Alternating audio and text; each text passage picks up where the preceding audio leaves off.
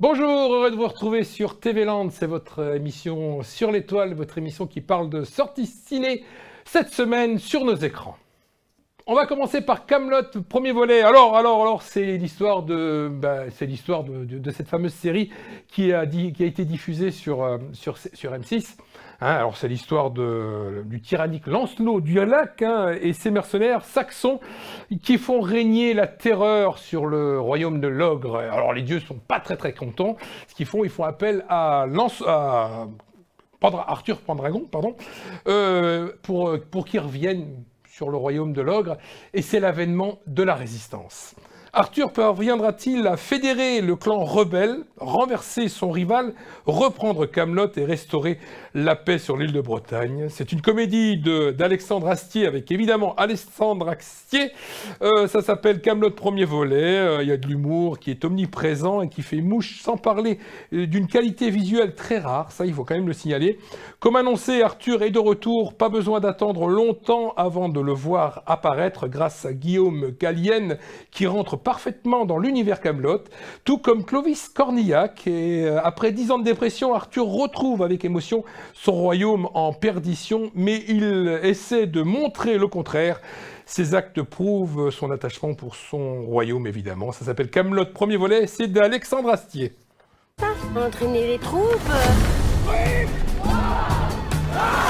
les sièges. Vous faisiez pas avant ça? Bah oui, mais j'entraînais pas des débiles. Si, j'entraînais des débiles, mais pas des débiles comme ça. Qu'est-ce que vous entendez exactement par « vous êtes de retour » ? Bah, des fois que vous redeveniez roi. Quoi ? Oui, bah c'est vrai que ça fait envie, quoi. Voilà, maintenant, si vous le sentez pas, vous le sentez pas, hein. Que vous dire de ce réalisateur qui s'appelle Night Shyamalan? Vous allez me dire, je ne le connais pas. Eh bien, figurez-vous que c'est le réalisateur du Sixième Sens. Alors là, il tiré d'une adaptation, Le Château de sable de Bernard Oscar Lévy. Alors, ça s'appelle Old.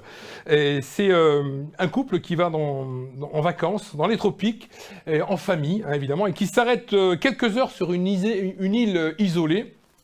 Et il découvre avec effroi que le vieillissement y est accéléré et que la vie entière va se retrouver réduite à une seule journée. C'est la surprise de l'été, le nouveau film de Monsieur Shyamalan. L'histoire est intrigante, le rythme est soutenu et tout va très vite. Étant donné l'accélération du temps, un scénario horrifique dans un cadre paradisiaque. De plus, le twist final est loin d'être décevant et amène avec une certaine logique, malgré le côté surnaturel. Le film nous questionne aussi sur notre rapport avec le temps qui passe et notre peur de mourir. Très bonne surprise, captivante et anxiogène. Ça s'appelle Old de Night Shyamalan. Brent, Cara, revenez. Et vous avez vu mes enfants? Maman, je suis là. Oh. Papa, pourquoi tu me regardes comme ça? Arrête! Qu'est-ce qui nous arrive? Ma fille a eu 6 ans il y a 2 semaines. Maman? Je sais pas ce qui se passe, mais ça va à toute vitesse. Tu as plein de rides. Il y a un problème sur cette plage. Qu'est-ce qui se passe? Maman! J'ai peur! Faut pas rester sur cette plage. Les gens qui vont par là s'évanouissent. Si elle arrive là-haut, elle a peut-être une chance. Pourquoi elle avance plus? Pourquoi elle avance plus? Cara, t'endors pas! Ils savent forcément ce qui se passe ici. Je ne sais rien! Vous mentez! Regarde, Qu'est-ce que c'est? le message. On reste toujours ensemble. Rien ne peut nous séparer. C'est un truc qui nous dépasse.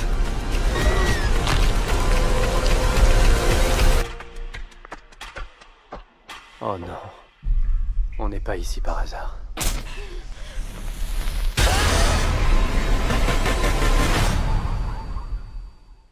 Allez, encore une production DC Comics qui sont les rivaux de Marvel. Hein. Ça s'appelle Suicide Squad avec Margot Robbie et Idris Elba, et réalisé par James Gunn.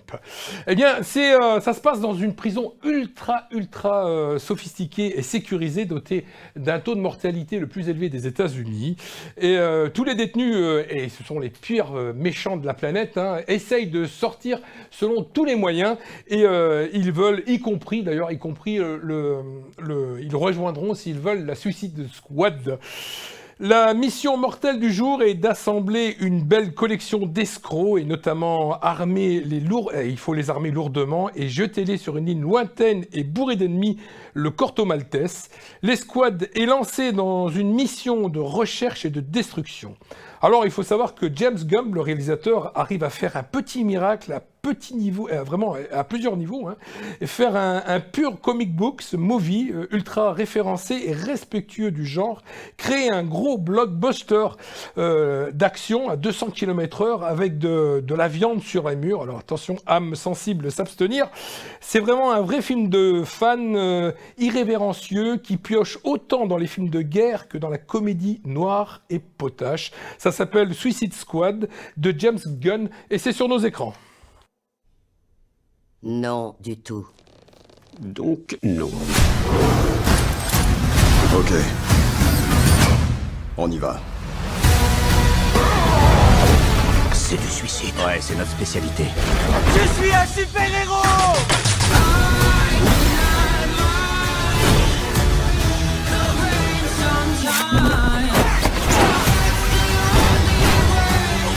C'est mon père. Je vais te sortir de la vivante. C'est moi qui vais te sortir de la vivante.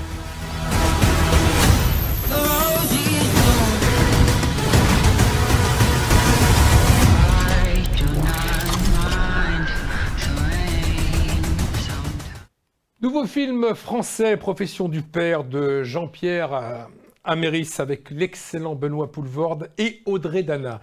C'est l'histoire d'Émile qui a 12 ans, qui vit dans une petite ville de province dans les années 60, aux côtés de sa mère et de son père. Ce dernier est un héros pour ce garçon. Il a été tour à tour chanteur, il a été footballeur, professeur de judo, parachutiste et prêtre. Eh oui.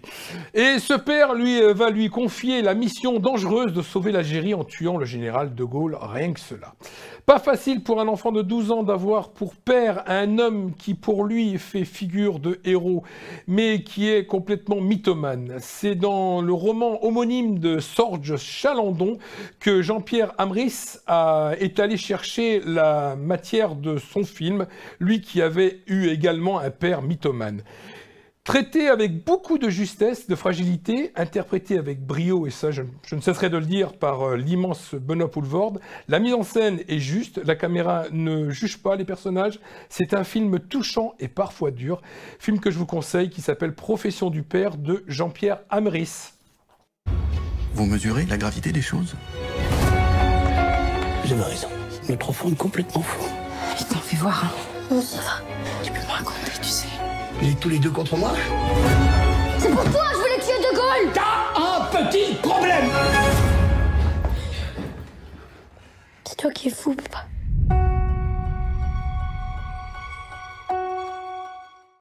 Allez, pour finir avec les sorties de films, je voudrais vous présenter un film qui était passé au Certain Regard à Cannes en 2021, donc cette année, c'est au Festival de Cannes. C'est Onoda, les 10 000 nuits dans la jungle. C'est de Arthur Harari. Ça se passe en 1944, c'est au Japon qui est en train de perdre la guerre, et sous les ordres d'un mystérieux major, le jeune Hiro Honora et son équipe est envoyé sur une île des Philippines juste avant le débarquement des Américains. La guerre est sur le point de finir pour Onoda. Elle s'achève 10 000 nuits plus tard. C'est une odyssée au long cours, de l'émotion, de la poésie, de la réflexion, tandis que plus le groupe diminue, plus il est compréhensif de ne pas trouver forcément crédible que ces hommes croient dur comme fer que la guerre se poursuit. On frôle le grotesque quand arrive le premier contact et que les survivants obtiennent les premières et vraies informations sur le présent actuel. Psychologiquement, le film est sur le point passionnant. C'est du cinéma d'auteur XXL, une parfaite reconnaissance du monde actuel. C'est un film aussi que je vous conseille, qui s'appelle Onoda, 10 000 nuits dans la jungle, d'Arthur Harari.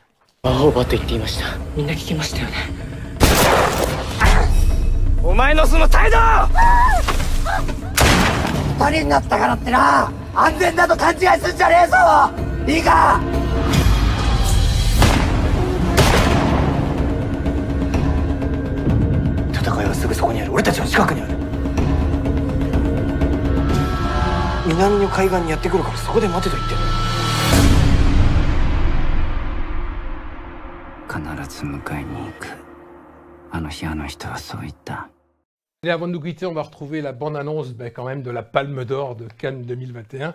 Titane de Julia Ducournau avec l'excellent Vincent Lindon. C'est l'histoire d'un monsieur qui recherche désespérément son fils disparu depuis 10 ans. Et arrive la fille. C'est un film très très dur, très violent. Merci de nous avoir regardés. Rendez-vous la semaine prochaine sur les antennes de TV Land, votre télé locale. C'était évidemment sur la toile les sorties ciné de cette semaine. Merci.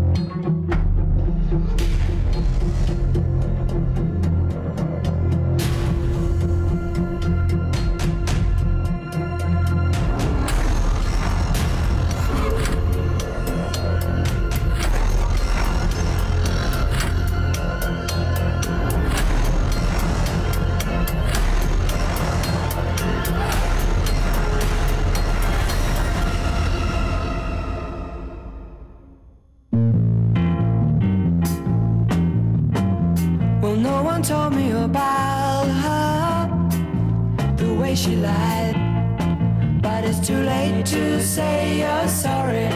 How would I know? Why should I care? Please don't bother trying to find her. She's not there. Well, let me tell you about the way she looked, the way she acted, the color of her hair. Her voice was soft and cool, her eyes were clear and bright, but she's not there.